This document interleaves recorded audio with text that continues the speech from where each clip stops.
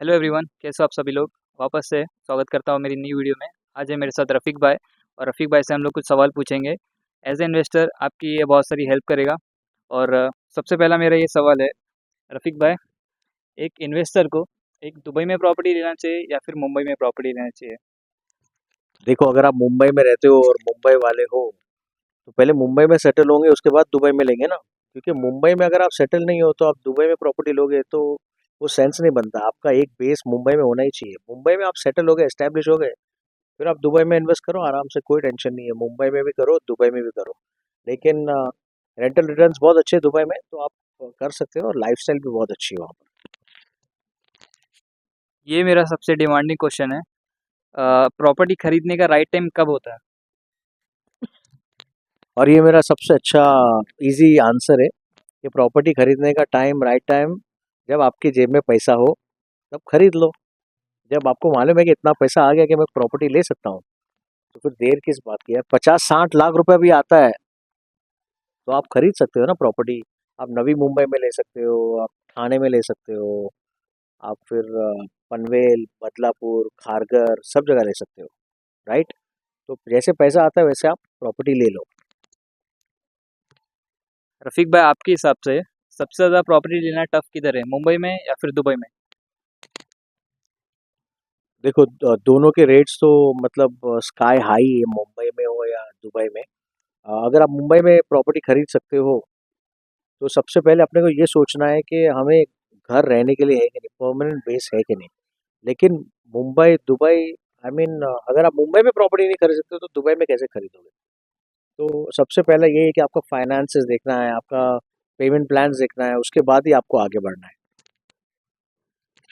तो रफ़ीक भाई, ये एक क्वेश्चन है, जैसे कि बहुत सारी कंट्रीज़ ऑफ़र करती हैं रियल एस्टेट में अगर आप उनके इन्वेस्ट करेंगे तो वो आपको उनकी सिटीज़नशिप ऑफ़र करते हैं।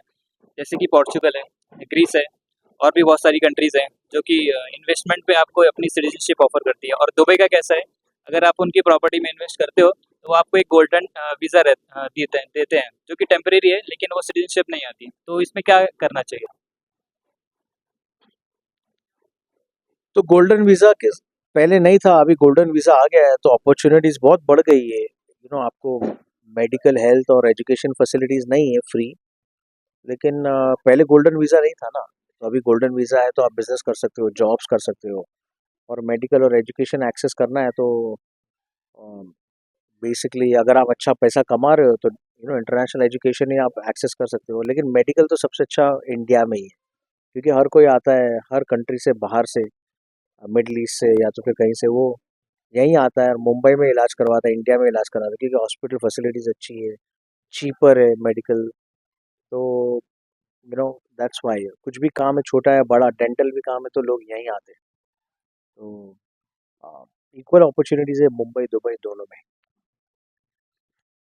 तो मेरा ये लास्ट क्वेश्चन है, एज ए इन्वेस्टर अगर किसी को अपना पैसा इन्वेस्ट करना है तो उसको क्या चूज़ करना चाहिए, स्टॉक मार्केट या फिर रियल एस्टेट?